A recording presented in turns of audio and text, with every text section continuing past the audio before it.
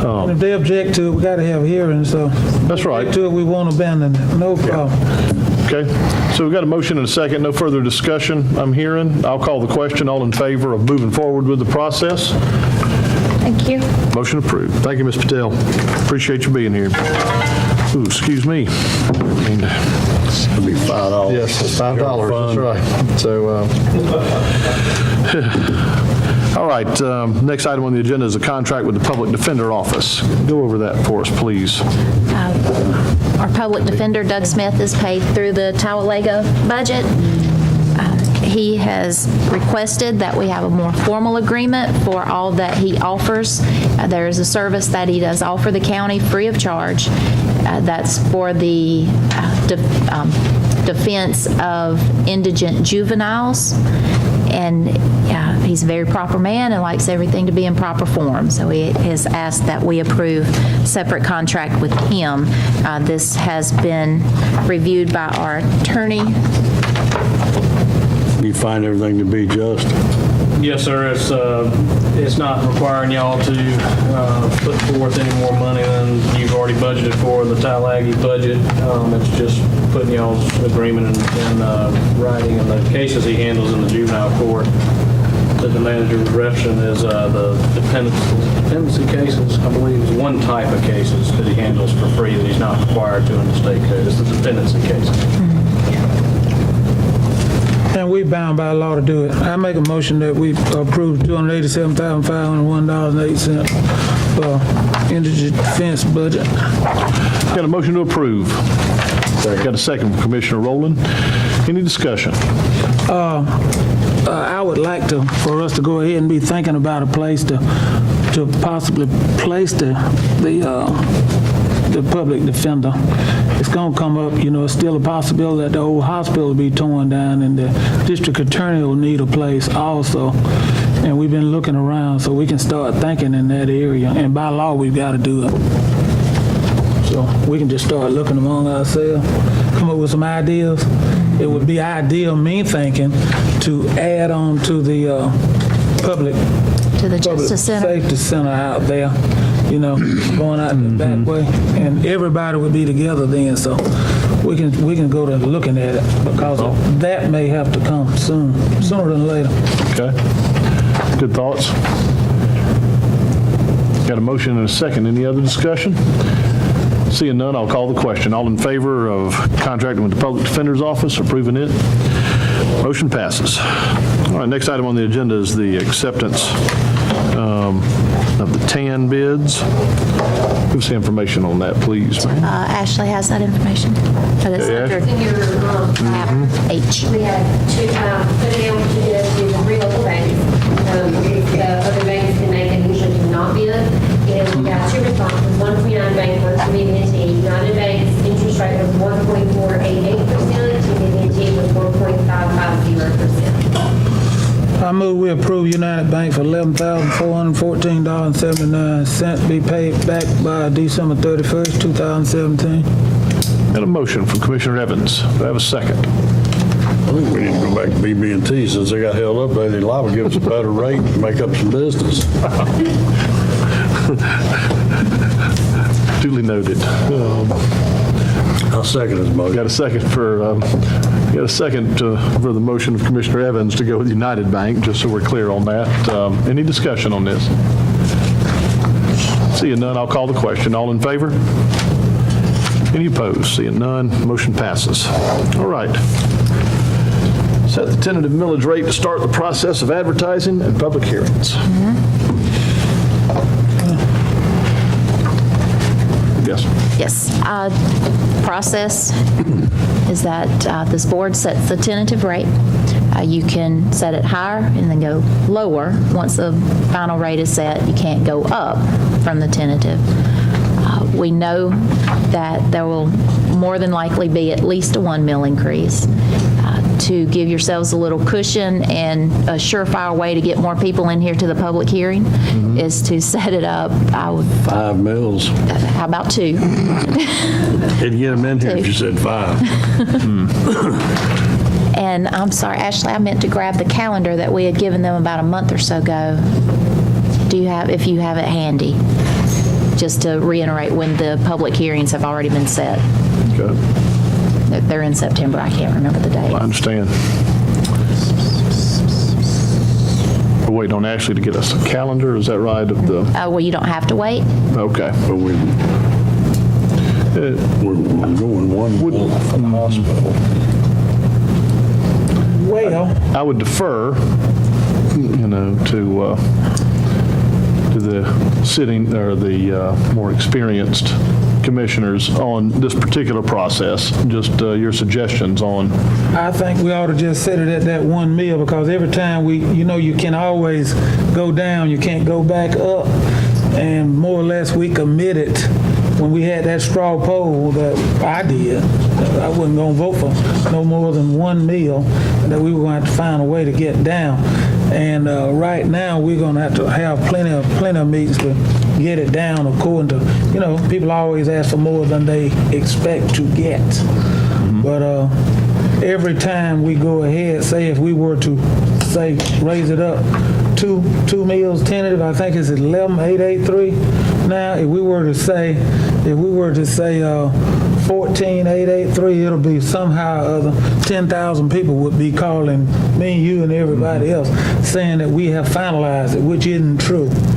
For some reason. that'd be a 3 mil increase. But I'm just saying, even a 2, a 3, whatever you throw out in a few prior years, it's been misrepresented. And people get the wrong idea, and you get these phone calls, and I'll get some from some of the same people that I told, about the 1 mil and that. So, but if it were made clear that this is just tentative and that it's going to try to get down to that level of 12.883, if that was clear to everybody, you wouldn't be getting all the calls you're going to get. This is the calendar. So your recommendations to go to, is just to set it at 1 mil increase. and be through with it. Ambrose? Well, you already committed, y'all voted to put 1 mil towards the hospital, so we know we've got that. And I think until we can slash this budget down, you're gonna lock yourself in. We gotta y'all voted to give the hospital that 1 mil. So Right. we know we're gonna give that. If we can't slash this budget down, we're stuck. So Yeah. you better Yeah. go for at least 2 mil. Right. And in the meantime, if we can get this budget down, we don't have to raise the 2 mil. That's right. I voted for the hospital, and you voted for those salary increases too. So, 300,000. Commissioner Rowland, any thoughts? Both the things they just said, the hospital and the salary increases. With the hospital being at 1 mil, and you do have the sheriff's salary increase, I would hate to tie my hands at 1 mil. and that increase was 246,000. I think my memory serves me right. The last one that you gave that they split up. Who's that? The raise. 256. Excuse me. I'm $10,000 off. Re-registered was 256. That's got to be built in because you already voted for it. Okay. So we at least need about a 1.5 mil. Or your budget. Yep. So you'd be up around 13, somewhere along about 13.33. 13.383, Yeah. 11.883. I think I'll entertain a motion to set the tentative millage rate so moved. at 1.5 mil. 1.5 mils. I got a motion 1.5 higher than, higher than the current millage rate. you got that? No, second. Got a second from Commissioner Ambrose. Any other discussion? We can always come down, You can always but come we down. can't go up. Sure going to try to. Well, you ain't gonna be able to come down. Anyway. I got it. All right. No more discussion? I was just going to say. Oh, yes. That the tentative millage rate of 13.331. Okay, that's current plus 1.5. I got it, okay. 133, okay. All right, no more discussion, I'll call the question. All in favor? Motion passes. All right, And if- Next item Just on- real quick, if you want to go through for the ones who like to come out. And oh, sure, yeah. Do we have enough to give a copy to everybody here that may want the? They can take these They two can that I take have. these, yeah. Can't take Ben's because he wrote on it. Oh. But if y'all want these. You just want to run down the list real quick? You want me to read it? I'll read it out in case there's somebody on, watching it on cable. For the 2018 millage rate budget calendar, Wednesday, July 5th through Friday, September 1st, 2017, we're reviewing the budget and setting a tentative millage rate. That's what we've done tonight. And Tuesday, September 5th, that's today. Get ads to the paper and on the website, all the ads. All right, Wednesday, September 13th, 2017, we'll run an ad. Wednesday, September 20th, 2017, run an ad. Thursday, September 21st, 2017, we'll have a public hearing at 6 p.m. Thursday, September 28th, 2017, a public hearing, 9 a.m. and 6 p.m. And those are Thursdays. Those are Thursdays too, and then set the millage rate at that time officially at 6 p.m. Monday, October 2nd. And then this rest is housekeeping. The rest of that's our process. All right, so the main things that most of the folks here and most of the folks at home are going to need to know is Thursday, September 21st at 6 p.m., Thursday, September 28th, 9 a.m. and 6 p.m., and then we'll set the millage rate after that last meeting. All right. Anything else on the millage rate? Seeing none, let's move on to the next item on the agenda is the manager's report. Just run down the list real quick. HR has scheduled 2 dates for employees to attend a mandatory training course on harassment in the workplace. This course was given to department heads earlier in the summer, and the information was found to be valuable enough that we decided to come back, invite them in again to make it a countywide seminar training course. The commissioners are also urged to attend. It was very good information. Also with HR, we've received grant funds of $1,500 to conduct an employee health fair. That came in Friday. Well, with the announcement came Friday. We'll schedule one, and the date of that health fair will be upcoming. Met with Miss Amy Varnum with WorkSource Georgia. We were speaking of that earlier. They offer funds for incumbent training and new hire training. We'll be working with them to up-train existing employees and any new hires as needed. They have a bundle of money out there, and we want to use as best we can. We received the landfill capacity report that's prepared by Harbin Engineering. The tonnage received this year has increased to 66 tons per day. And I don't know if y'all remember, but back in 2015, this engineering firm did a study to see where the good spot was for the tonnage that we receive, and that was what we were looking to get. So at that rate is the county's most economical method of waste disposal. The estimated date of completion is, I put July, it's July of 2081. 2081. 2081. I mistyped and put 2018. 2081. That's lifespan of the. Yes, that's the current lifespan, Okay. projected lifespan. That's right. Yeah, I'll still be here. I have no doubt. We had the second citizen input meeting on August 28th for the planning and zoning ordinance update. We conducted a review of permitted uses and conditional uses in agriculture, and I see 2 of our citizens who were at that meeting came back this evening. See, we bring them in. That's recruitment and retention. Yeah, all right. The next meeting is scheduled for September 25th. Okay. And a reminder that the scrap tire amnesty day is scheduled for September 15th from 7:30 a.m. to 4 p.m. at the landfill. Okay. Question I've got on that scrap thing. Why aren't we accepting some of them at the recycle centers as opposed to these people having to drive out there? We got to run them back and forth. Is there a reason for that? Well, the way the grant parameters are set up, they want you to have one big event. And we could have done it at all the centers, but it would have required a special container at all the I centers. don't mean having it at all the centers, but like they're putting the tires out in recycle centers now, why don't we just collect them and run them out there for that one day? as opposed to citizens having to drive all the way over there? Like this entire time, because the state doesn't want us to do that. It's for one day. They wanted the counties to make a special event. Okay. Any other questions for Anita on? Yeah, I just want to comment about the work source money. We've been looking into it about the firefighters going to firefighting training. Also, you've been coordinating the other about possible EMTs and also looking at various departments throughout the county. This money can save us a lot of money, and the OJT money, the on-the-job training, can be paid up to 2 years, and where the county will only be responsible for the workman's compensation. And the whole idea is to hire people that will fit into positions, hopefully, and once they fit in, they're hired permanently. But initially, it will save us a lot of money. It'll make sure that the person is ready to go. Very nice. All right. Anything else? At this time, do we have any need to go into executive session? No, I've got a couple things I'd like to discuss if possible. In executive session? No. Oh, Executive session. now. Okay.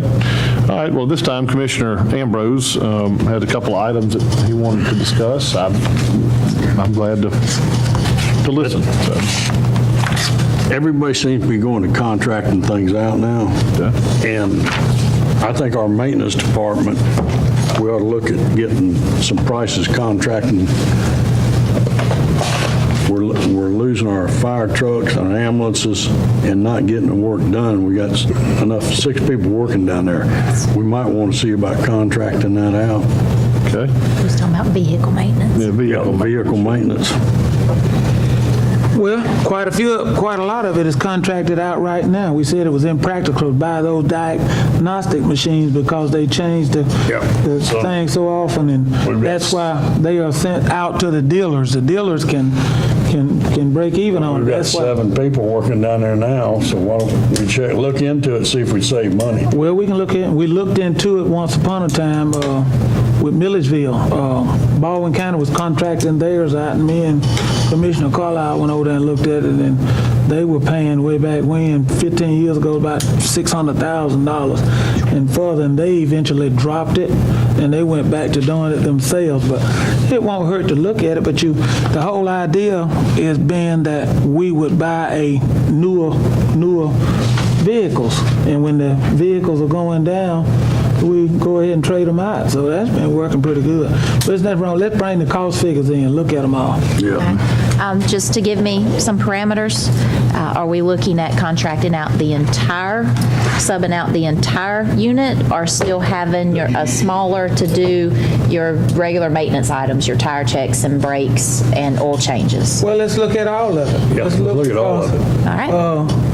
There are some things that might be cost effective, and others that won't. And have we had any updates on Farm Bureau and getting our code enforcement officer a vehicle?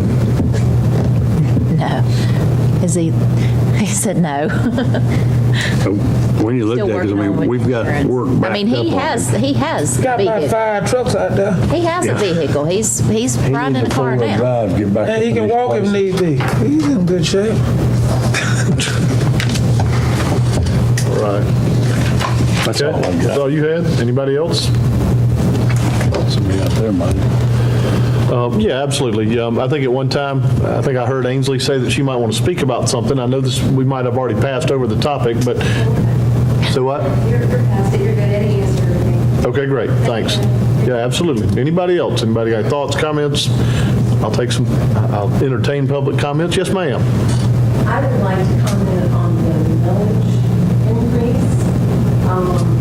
I think there are a lot of ways and money. Let me stop you real fast, and if I would ask you to come up to the podium and state your name and address, and then, yes, ma'am.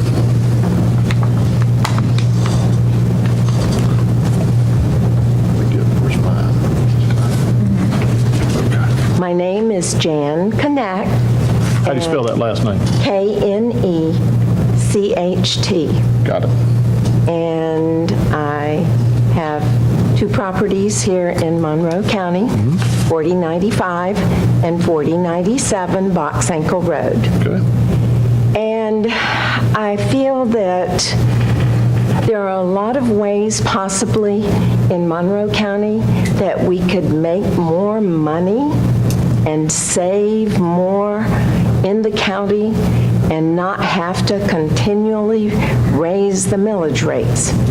And one of them, I feel, is, has it ever been considered having the county have a carpool for all of their county vehicles? And I don't know how many county vehicles are assigned to county employees to take home on a regular basis, but I used to work for a very large telecommunication company, and we had a problem with finances as far as overspending on vehicle maintenance and expenses and repairs and so forth, especially gasoline. And of course, with gas going up the way it is, we found that it was very beneficial to have a carpool. Now, directors were allowed to have a car. Below a director, there was always a supervisor and a foreman. The supervisors and the foremen voted and relinquished the privilege of having vehicles. And only those that were on repairs and maintenance could take a car home for that particular month, and it saved tremendous amount of money.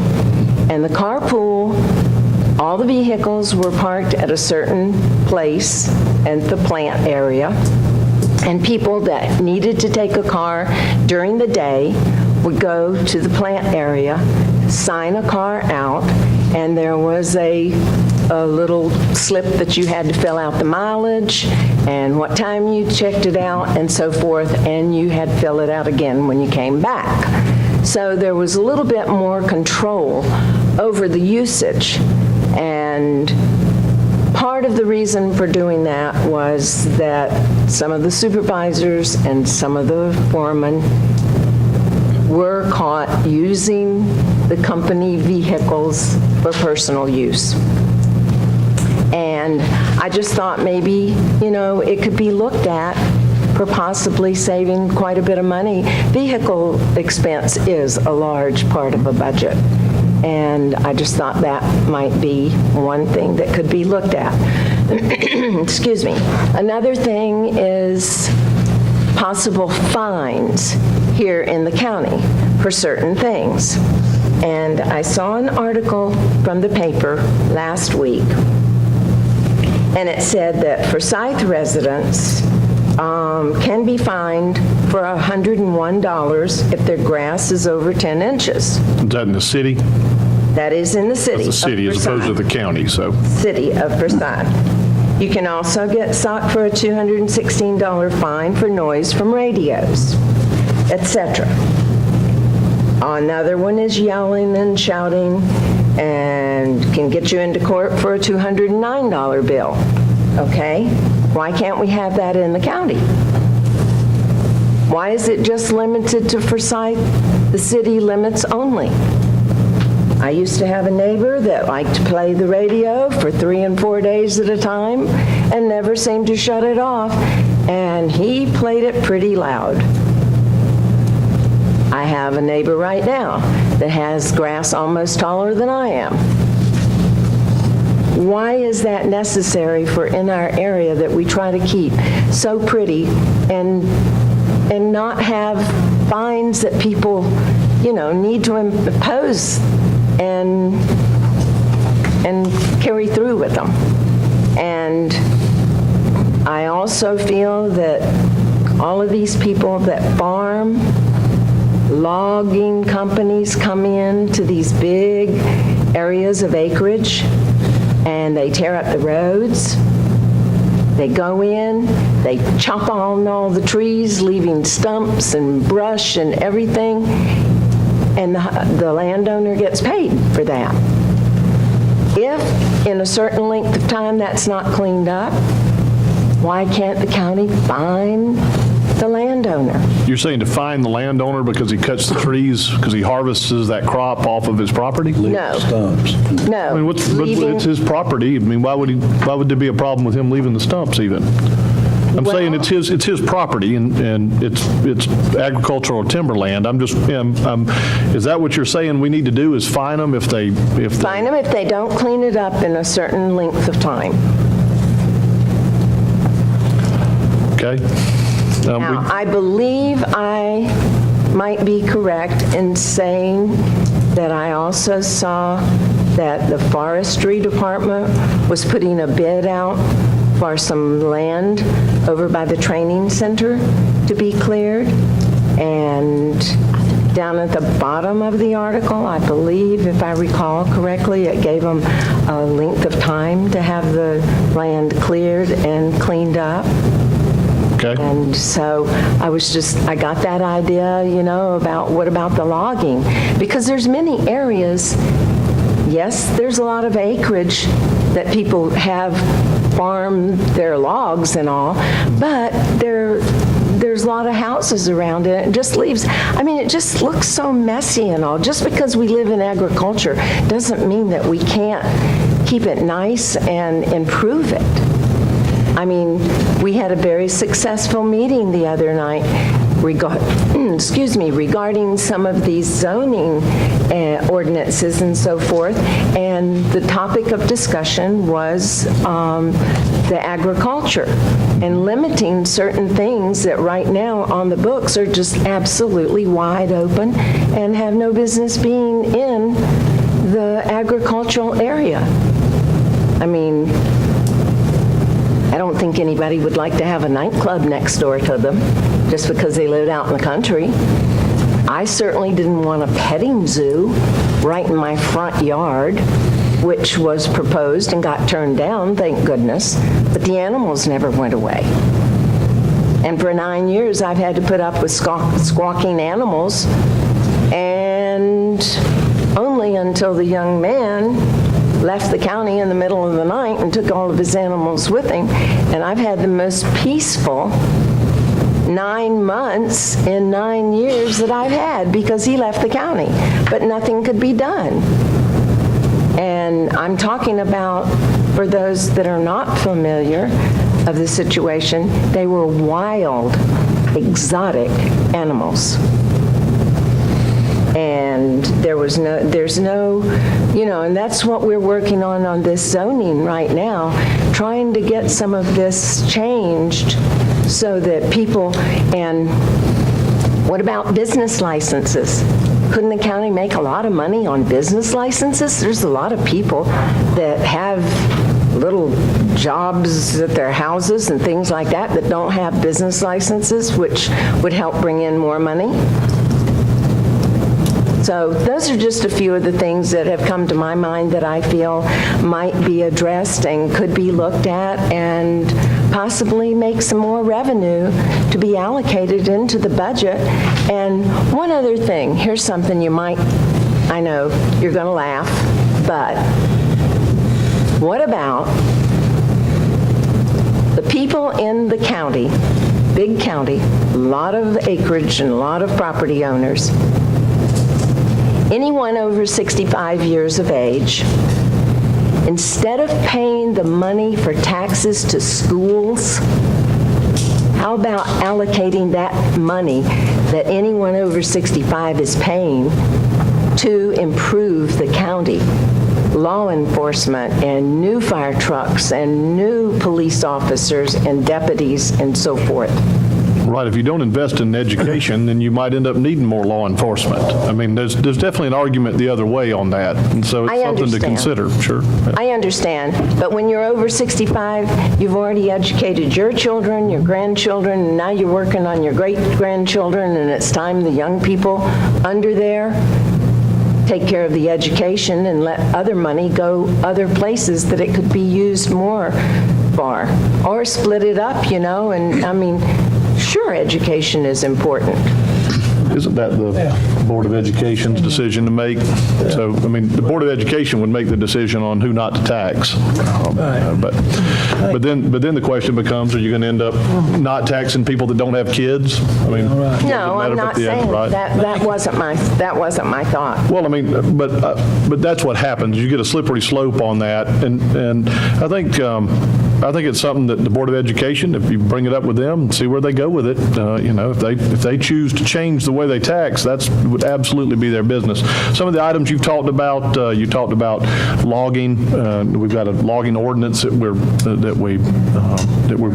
working on right now. Business licenses are definitely in the discussion. And we'll keep you apprised. One of the things I've learned in the 8 months I've been here is that government doesn't work as fast as I do in my personal business, and the decisions come a little slower. But those are all good suggestions. We appreciate you coming and making them. And thank you for your time. Yes, ma'am. All right, at this time, I'll entertain a motion to adjourn. Got a motion. Any second? All in favor? This meeting stands adjourned. No, see y'all later. Yes. So what now? Yeah, I think it was great,